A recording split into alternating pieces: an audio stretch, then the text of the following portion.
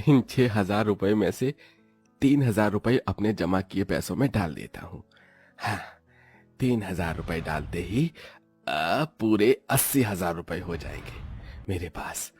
और अब तो मैं इतने पैसों में गांव में एक घर खरीद सकता हूँ।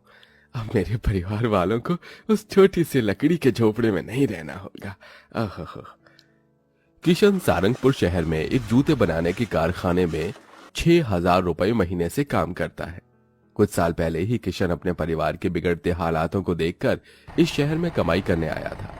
यहाँ किशन कारखाने के ही एक छोटे से मकान में किराए पर रहता था। तभी किशन अपने मकान में आता है और अपने कपड़े सामान एक बैग में भरने लगता है। माँ, पिताजी, कविता, रिया, दिया, वरुण, साक्षी सब मुझे देखकर कितने खुश हो जाएंगे। तभी किशन अपना बैग लेकर शहर के बस स्टॉप पर आता है और आखिरी बस पकड़कर अपने गांव उड़ानपुर गांव पे आ जाता है। सालों पहले जो सपना लेकर मैं इस गांव से शहर गया था, अब जाकर मेरा वो सपना पूरा हो जाएगा। अब हमारा भी पक्का मकान, खुद का घर होगा। किशन अपना घर बनाने के लिए सालों पहले पैसे कमाने शहर गया था और शहर में काम करने से किशन के पास 80,000 रुपए जमा हो चुके थे। तभी वो एक लकड़ी के बड़े झोपड़े घर के बाहर आता है। लगता है माँ की तबीयत ठीक नहीं है। वो छोटा सा लकड़ी का घर बहुत ही कमजोर और छोटा था। तभी किशन घर के अंदर आता है तो घर में किशन के बूढ़े माता पिता दामिनी दर्पण चारपाई पर लेटे हुए थे और दामिनी बेतहाशा खांसे जा रही थी और किशन की पत्नी कविता अपनी 2 नंद रिया, दिया और 2 बच्चे वरुण, साक्षी के साथ नीचे फर्श पर सोई हुई थी। कितने मच्छर काट रहे हैं यहाँ। माँ, पिताजी। अपने बेटे को देखकर दामिनी दर्पण के होश उड़ जाते हैं। किशन, मेरा बच्चा। अरे किशन, तू आ गया। अरे मेरा बेटा आ गया। जी, आप ऐसे अचानक? तभी किशन अपने परिवार से मिलता है थोड़े समय बाद।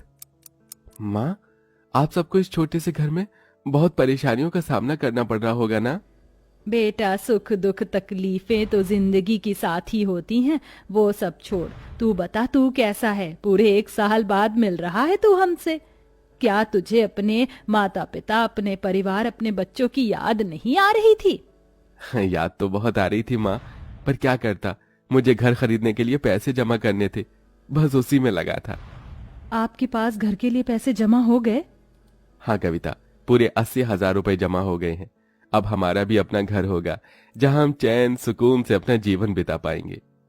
किशन के परिवार वाले सालों से इस झोपड़े घर में बड़ी परेशानी से अपना जीवन बिताते आ रहे हैं। अगले दिन सवेरे किशन गांव में एक घर की तलाश में निकल पड़ता है, पर इतने कम पैसों में उसे घर मिलना असंभव था। वो जो भी घर देख रहा था उनके दाम लाखों में थे। अरे, यहाँ तो हर घर की कीमत 2 से 3 लाख रुपए के बीच में है और मेरे पास तो केवल 80,000 रुपए ही हैं। अब इतने कम पैसों में कैसे मिल पाएगा मुझे घर? किशन कई दिनों तक 80,000 रुपए के बजट में गांव में घर देखने लगा। तभी उसे गांव से बाहर दरिया किनारे एक बड़ा ही खूबसूरत सा पक्का छोटा सा घर मिल जाता है जो 80,000 रुपए का था। वो घर उसी गांव के सेठ हरीश का घर था और वो घर दरिया के काफी करीब में था। आखिर मुझे घर मिल ही गया। तभी किशन और उसके परिवार वाले अपना सामान लेकर उस नए घर में रहने चले आते हैं जो एक कमरे का मजबूत घर था। वाह भाई, हमें तो कितनी खूबसूरत जगह घर मिला है। सब काफी खुश होने लगते हैं। इधर हरीश, अच्छा बेवकूफ मिल गया मुझे। दरिया के पास का वो घर तो कोई मुझसे 20,000 रुपए में भी नहीं खरीद रहा था और किशन ने मुझसे वो घर 80,000 रुपए में खरीद लिया। रात का समय सब अपने नए घर में बैठे दरिया की ठंडी हवा का आनंद ले रहे थे। किशन बेटा, अब घर तो हमें मिल गया। अब तू शहर मत जा, अब तू यहीं हमारे साथ रहकर इस गांव में ही कोई काम कर बेटा। हाँ किशन जी, माँ जी ठीक कह रही हैं। अब आप यहीं रहकर इस गांव में ही कोई काम कीजिए। हाँ, ठीक है, कल से खेतों में काम करूंगा। अगले दिन से किशन अपने पहले की तरह गांव में ही दूसरे के खेतों में 200 रुपए रोज से मजदूरी करने लगा। इसी तरह दिन प्रतिदिन बीतने लगे। बारिश का मौसम शुरू हो जाता है। तभी बारिश का मौसम आते ही कड़ाके की तूफानी बारिश होना शुरू हो जाती है। एक दिन अचानक 3 दिनों से चल रही मूसलाधार बारिश की वजह से किशन पिछले 3 दिनों से घर में ही था। लगता है ये बारिश जल्दी नहीं रुकेगी। मिट्टी के चूल्हे से तो घर की दीवारें काली होती जा रही हैं। कोई बात नहीं बहू, जब हमारे पास पैसे आ जाएंगे तो हम एक गैस चूल्हा खरीद लेंगे। कविता के घर में गैस नहीं थी, इसीलिए वो हमेशा चूल्हे पर ही खाना बनाती थी। इसी तरह 4 दिन बीत जाते हैं, पर अब तक बारिश रुकने का नाम नहीं ले रही थी। अब लगातार इतने दिनों से चल रही बारिश की वजह से किशन के घर के पीछे की दरिया का पानी काफी ज्यादा बढ़ जाता है और वो पानी किशन के घर की दीवारों तक आ जाता है, जिसके बाद खिड़की से दरिया का पानी घर के अंदर आ रहा था। अरे दरिया का पानी इतना बढ़ गया कि वो हमारे घर में आने लगा है। तभी दरिया के अंदर से एक बड़ी सी लहर आती है और उस लहर से किशन के घर की 2 दीवारें टूट जाती हैं और सारा पानी घर के अंदर घुस जाता है, जिसके बाद घर का सारा सामान दरिया के पानी में बह जाता है और सब उस पानी में डूबने लगते हैं। भाई किशन जी तभी किशन एक बड़ी सी लकड़ी के सहारे अपने परिवार के सभी लोगों को घर से बाहर दरिया से दूर लेकर आता है। तभी उनका पूरा घर टूटकर दरिया के पानी में बह जाता है और किशन और उसके परिवार वाले बेघर हो जाते हैं।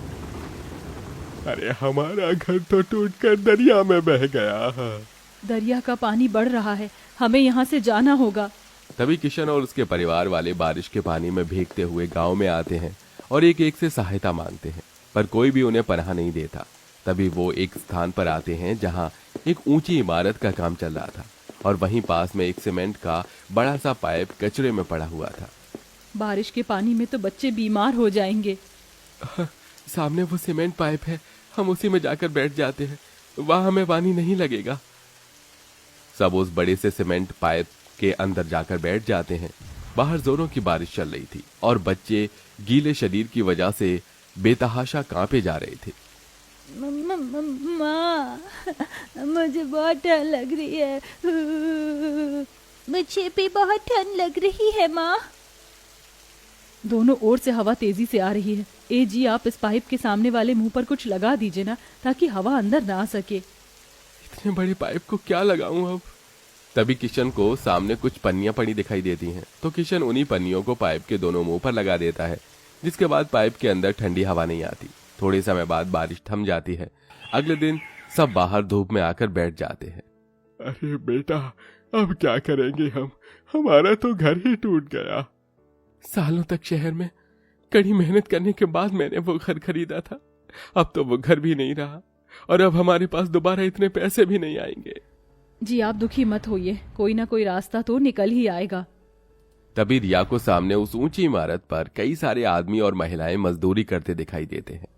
भाई देखिए, इस इमारत पर कुछ मजदूर काम कर रहे हैं, शायद हमें भी यहाँ कोई काम मिल जाए। तभी किशन, कविता और रिया दिया चारों से इमारत में आते हैं, तो उन्हें 200 रुपए रोज से ईंटें और मिट्टी उठाने का काम मिल जाता है, जिसके बाद चारों से इमारत पर मजदूरी करके 800 रुपए रोज कमाने लगे और इसी सीमेंट के पाइप में रहकर वहीं खाना पकाना सब करने लगे। इसी तरह कुछ दिन बीत जाते हैं। जब बारिश होती थी तो दामिनी और सब पाइप के अंदर रहते थे और बारिश के थम जाने के बाद पाइप के बाहर खुले मैदान में आकर बैठ जाते थे। एक रात किशन और सब उस पाइप के बाहर खुले मैदान में बैठकर खाना खा रहे थे। कविता वहीं ईंटों के चूल्हे पर खाना गर्म कर रही थी। तभी वहां उस इमारत को बनाने वाला ठेकेदार चमन आता है। अरे किशन, तुम यहाँ रहते हो? हाँ जी साहब, हम गरीबों का तो बस यही ठिकाना है। अरे तुम्हारा घर नहीं है क्या? तभी किशन चमन को अपने साथ बीती सारी घटना के बारे में बताता है। ओह, यह तो बहुत बुरा हुआ। पर किशन, तुम अपने बच्चों के साथ इस कचरे के पास रहोगे तो तुम सब बीमार हो जाओगे। तुम्हारे छोटे छोटे बच्चे हैं। ऐसी परेशानी में रहना कौन चाहता है साहब, पर क्या करें, मजबूरी है। कोई हमें किराए पर घर भी नहीं दे रहा। देखो, वहां सामने मेरा ऑफिस रूम है, तुम सब वहां जाकर रहो। जब तुम्हारे पास पैसे आ जाएं तो तुम किसी नए घर में रहने चले जाना। तभी किशन और उसके परिवार वाले उसी इमारत के नीचे बने छोटे से कमरे के घर में रहने चले जाते हैं, जहां वो सब बारिश के पानी से बचने लगे। उसके बाद किशन, कविता, रिया, दिया रोज इस इमारत पर मजदूरी करके पैसे जमा करने लगे। करीब 7 से 8 महीने में वो इतना पैसा जमा कर लेते हैं कि किशन उसी गांव में एक छोटा सा घर खरीद कर अपने परिवार के साथ उस घर में रहने लगता है और गांव में मजदूरी करके खुशी खुशी अपने परिवार के साथ अपना जीवन बिताने लगता है। तो देखा दोस्तों आपने, जब परिवार की डोर मजबूत हो तो इंसान बड़ी से बड़ी परेशानियों का सामना भी बड़ी आसानी से कर लेता है।